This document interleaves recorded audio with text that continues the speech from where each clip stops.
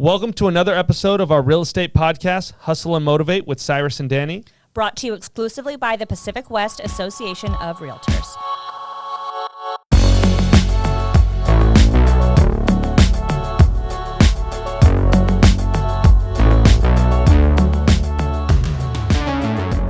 Hi. Hi, how are you? I'm good. How are you? Good. I'm so happy that we're doing this again. I'm excited because I was actually thinking about this. The last time we were in here, were you pregnant yet, or were you not even pregnant yet? No, I definitely was. Yeah. I don't know about in here, but I remember in our Zoom ones that were sure. For sure you were pregnant in Zoom. Yeah, definitely not pregnant right now. Yeah, exactly. Yeah. So because I was thinking about that, I was like, the last time we were in the office, I think that you just had Claire and then... I don't remember. Yeah, I don't either. Well, you know what? No, you're right, because I found out I was pregnant right before, maybe we did like one or two, but I at least wasn't talking about it yet. Yeah. And so now... Yeah, this is my first time back. I've had a whole here. baby. I grew a baby and had it, and now she's old. Well, she's like 7 months old. How almost. crazy is that the last time we were in here is before you had your baby. So now you got two babies. Yep, 2 babies. And you're rocking and rolling. I'm doing my best, trying to, do the mom thing, do the real estate mompreneur thing. Well, you're killing it, right? Yeah. So I guess let's just start with like an update. Like how did last year go for you? Last year was my best year in business I've ever had. Boom. Yeah. That's sick. I killed it. And you know what? I was really, really anxious and nervous about it because I was always nervous, like having a baby, that people would not want to come to me for their real estate needs because they thought I might be, not feeling, I don't know. Like I told myself way too many stories, and I've been trying really hard to like stop myself from doing that and just remember that like I'm amazing and people are lucky to work with me, and that you are. whether I'm pregnant or not pregnant, people should want to work with me for sure. So I've been working on not telling myself those kind of like mean stories, and I just kept on hustling, even though, I was a big old mama. Yeah. And you killed it. And I killed it. So this is a conversation actually I was having with someone yesterday. And she's actually an interior designer, but I think it goes across business in general. Is like she kept saying that she had these like false narratives in her mind, and she would create them herself. Yeah. Right. Like for instance, like I know we had talked about it before, where you were like, I don't know if people are going to trust me because I'm having another baby, which doesn't make any sense. Like now that like it's beyond that. Like I hear you say that. Like in my mind, I come up with reasons why as to that may happen. But just like hearing you say that out loud right now, it's like Danielle, you're an idiot. Like that no one thinks that. Yeah. But it's like a natural thing for us, right? Yeah. Like it's a natural thing for us to. I mean, I just have self-doubt in general. Mm-hmm. And then when I think what I was telling her yesterday is, being a high-producing person, being a successful person, you put weight on your own shoulders to sit there and continue to produce at a high level. Yeah. That ends up becoming more stress if you don't meet your own expectations. And then you create this false narrative that no one likes you if you're not successful. Exactly. So I was actually speaking with my coach about this the other day, about how one of the very things that has propelled me forward in business and in life is also the same thing that is, might cause me to have these feelings of self-doubt, because I hold myself to a very, very, very high standard. And when I don't achieve those things, or when I tell myself these stories that I'm not achieving these things, even though that isn't necessarily the case, it is totally my downfall. But at the same time, if I didn't hold myself to these kind of standards, would I be as successful as I am right now? So what do you think? Where do you think the balance? What do you think the solution is on that? Oh God, when you find out, please tell me. I think it's patience. Like when I think about it, right? Like as you're talking about it, I thought that came to mind. Like it's patience, right? It's like being patient with yourself. Because a lot of the times I think, in my own truth, right? Like I get upset because I'm not meeting XYZ goals by XYZ time. Yeah. But like I need to realize, like, and I preach it all the time. I'm like, just get 1% better every single day and you'll be all right. But like I need to remind myself that as well. Like, hey, it's okay to take just a little stab at it every single day, eventually you'll get there, right? Yeah. And I think when we're highly successful people, top producers, or just in general, you want to reach a goal, like we're so hard on ourselves to reach those goals by XYZ, and if we don't reach them, then we're failures. Well, I also think it doesn't help that we are living in an age of everything is instantaneous. Yeah. You go on you want something, you go on Amazon, you're going to have it by tomorrow. And achieving your goals and success and stuff like that isn't something that just happens so true. overnight. Yeah. But we're so used to being conditioned that, I want a Starbucks. I got it on my mobile app. I walked in, I got it, and I left. You have to work a lot harder for things that are going to mean more to you. That's so true. Yeah, that's very true. In an age where it's 2 to 3 clicks and you get whatever you want. Yeah. Success doesn't I got come a that way. sarong coming to me tomorrow. I don't even know what I need a sarong for. What is a sarong? It's like a little thing that you wear with like a bathing suit, like a skirt-y thing. And I'm like, I don't even know what I need it for, but like I'm going to have it tomorrow, but Yeah. I could have been working a lot harder on a bikini bod. Maybe that's why I got this wrong. But, That's it's motivation. like everything is instantaneous these days. And it's like the things that are going to mean more to you are things that aren't instantaneous. But it's hard to get out of that mindset that, like, I'm not going to go sell, I wish I could sell $100 million of real estate this year. That would be really cool, but that's not going to happen overnight. That's going to take a long time and a lot of work. Yeah. I say if it's someone tells you can make money fast, you should run fast.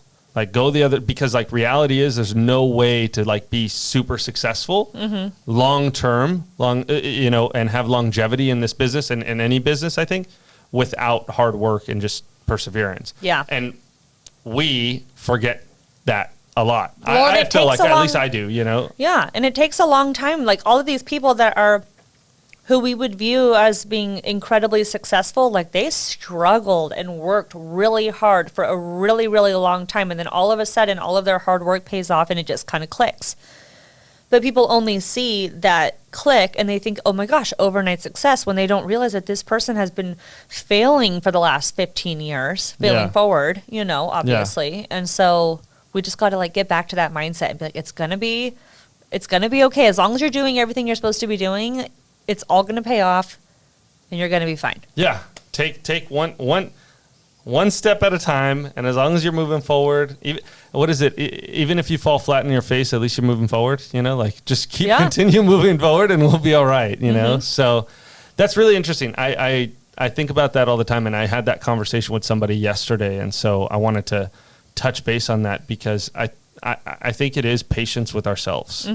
If we really want to, I definitely need to be more patient. We also need to give ourselves more grace. Like it's okay. Like we all think that failure is the worst thing ever, but really, how much have you learned through that experience that's only going to help you move forward? But in my mind, like when I have a failure, it is like the end of the world. And I also am the kind of person where I overown a lot of guilt. Like when something isn't necessarily my fault, but it goes awry, or like we're struggling in a transaction to like figure something out, I will overown that guilt so much. And I'm like, oh my gosh, like these clients like think I'm incompetent when in actuality, I'm killing it for them. Yeah. But it's just not the news that they want to hear. And so it makes it difficult. We got to be nicer to ourselves for sure. Interesting. So I have a curiosity question. In school, when you were in school, were you like a straight A student? Oh, I would never have a B+ ever. But then I went to college. But then I got to college.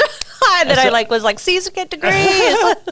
So that's really interesting because I'm like a huge believer in like fail fast, fail often. I will push myself to fail because I don't have a negative mindset with failure. But in school hardly showed up. Really? Which is really interesting. Oh my gosh, I was like teacher's pet. Oh God, yeah. But then I went, like I said, then I went to college and everything kind of changed. But like all throughout elementary school, all throughout high school, I was very my grades were very, very important to me. It makes me wonder, I wonder if that has anything to do with how we view failure, right? Like how you view failure is very different than how I view it in the sense of like it is for me. I mean, we just said it. Like for me, it's like I want to fail as much as possible. Yeah, and then failure makes me nervous for sure. And so, I mean, there you go. Interesting. That's really interesting. I'm curious in the psychology behind that. I don't Yeah. know. So, okay. So absolutely crushed it last year. We are, getting okay with failure. We're working on it. We're working on it. Oh God. What else is new?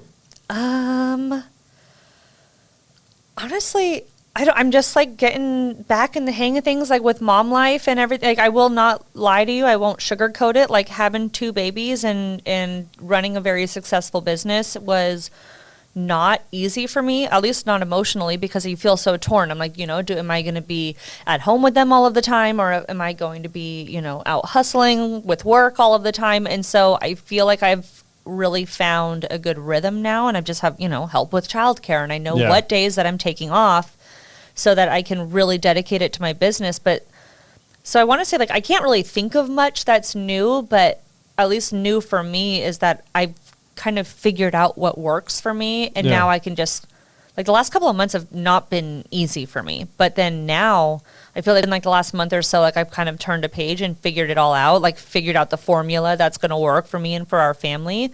And now, I mean, my transaction numbers have gone up significantly this last month, but I think it's also a lot of it is being mindset too. It's like, after having a baby, your hormones all over the place. I was, like I said, I over-owned a lot of guilt, and it was tough, but I feel like I'm like through it now. I feel like you have like your systems now. Yeah. Like, you have a system down. Like, this is because when we went to dinner the other day, and like when we were talking, like, you finally have like you said, your childcare down, you have like your days. Now like, hey, this is how it's gonna go. Yeah. And I feel like that's a huge game changer. I was talking to one of my agents about that too, is like having just the system in play to like know what you're doing the next day. Yeah. Like, a lot of agents don't have that calendared, or don't have like, and I'm trying to be really hard to be more regimented with my calendar. I mean, I have to be, because it's like, I feel like when I'm at home, I'm trying really hard to work on this, but when I'm at home and I don't have appointments, I want it to be mom time. I'm there, I'm with my kids, I want to be present. But when I'm realtor Danielle, like, I am on it, and that's why I have help, and I don't need to worry about it. Yeah. So by working on that to-do list and really putting that calendar into play, I can be both a great mom and a great realtor. I don't need to pick one or the other. Yeah. To be honest, I'd give you so much credit.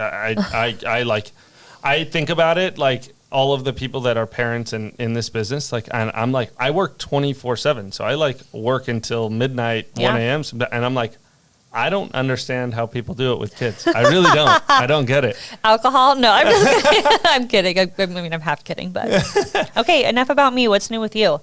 I saw that you had a crazy good week of listings last week. Oh, yeah. Yeah, last week was killer.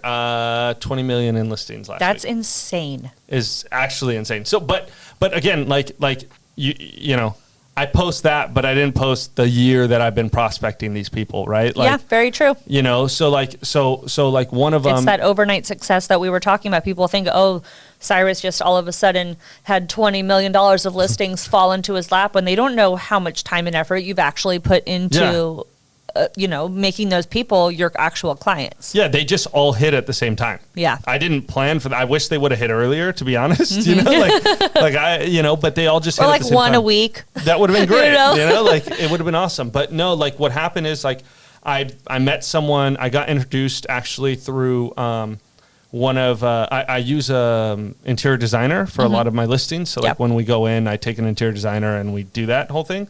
And I had her, or she called me last year saying, hey, this person, I think they might want to sell. I want to introduce you to them. So I went and met them last year.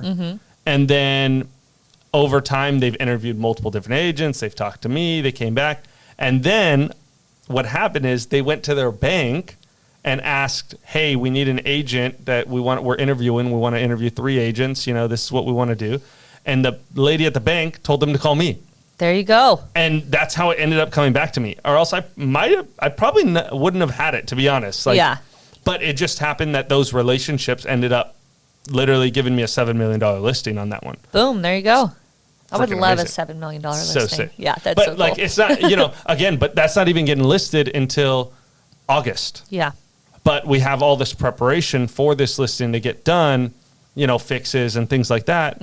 So but again, that's going to be over a year of work before I've even put the property on the market. Yeah. And then the other ones, like I did another one that's that got referred to me from a financial advisor friend of mine, and then just a bunch of other little ones that have called or whatever. Yeah. So it all adds up. But they all hit at the same time, right? Mm-hmm. And it wasn't like these I had one of them that called me that I got in contact with last week.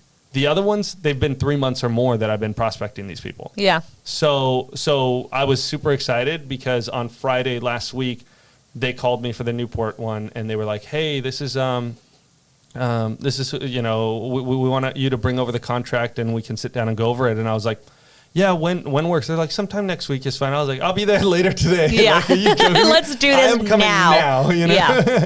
So that was really cool. Other than that, like I've just been working really hard, pushing, my team, trying to grow that and continuing to grow my business. I've been trying to do more for myself because this last year I felt like I just worked all year. Mm-hmm. Like I usually go on a trip a month, like I would do all that. And this whole year has been kind of crazy anyways. It's like I don't think anyone went on any trips. Yeah. But you also need to remember like that you got to make up for it. You got to take care of yourself too. And I definitely did not do that. Yeah. Like I can say that very confidently. Like I did not do that. I just kind of just worked. I just drowned myself in the work, and which is great, which I did a bunch of cool projects that I have coming up. But at the end of the day, like I was starting to feel that burnout. So I actually started getting my pilot's license. Oh, that's cool. So that's pretty cool. Look at you. Yeah. That's awesome. So I've been doing that. And then there's a pilot's like a, what's it called? A thing like right inside of our building. You should go to that one so I can see you all the time. It's right next to that. Okay, then there you go. I'll be there tomorrow, so I'll wave at you. Okay, perfect. So just wave at all the little planes up there. Okay. Yeah, so I started doing that. So that's like, those are my new things. And then just, continuing to work and continue to grind it out. And I'm trying to think of like what I'm doing for me right now, but really it's just so crazy how you get so wrapped up into your kids. So Claire just started a soccer. I know. Oh my okay, gosh, well, I mean, I wouldn't call it soccer. It's more like, what is it, like scrum ball, where they just like kind of all run around in little circles chasing the soccer ball? Because, I mean, she's so 2, cute. And so it's like she's not really doing that much yet, but it's just so exciting but she gets to wear the outfit. Yeah. Oh, yeah. We went shopping for sure. I'm glad of course we went shopping. But, all of the new things that we're doing are kind of around them and, planning some. For some reason, I've always had on my bucket list the Grand Canyon. I've never been.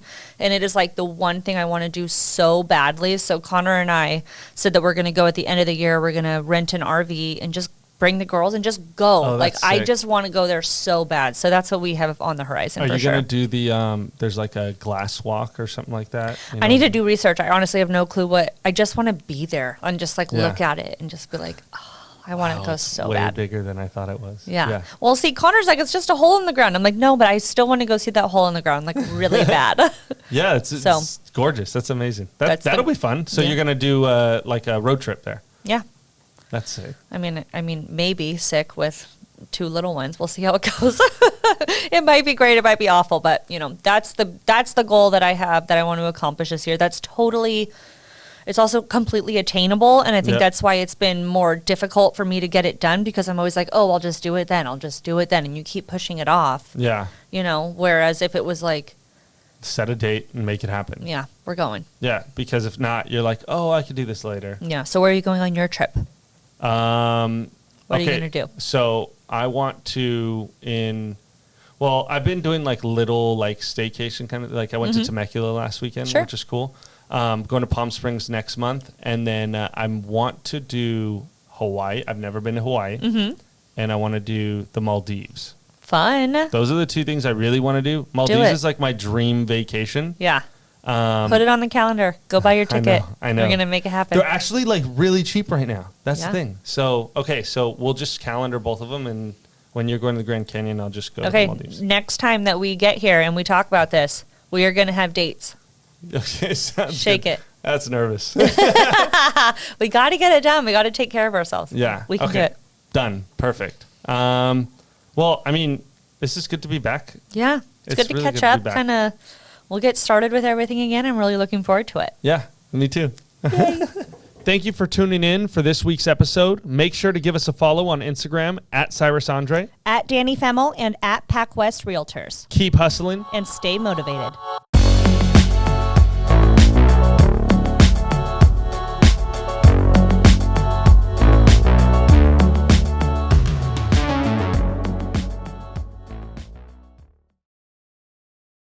We want to remind everyone that these opinions are our own and may not reflect those of the association.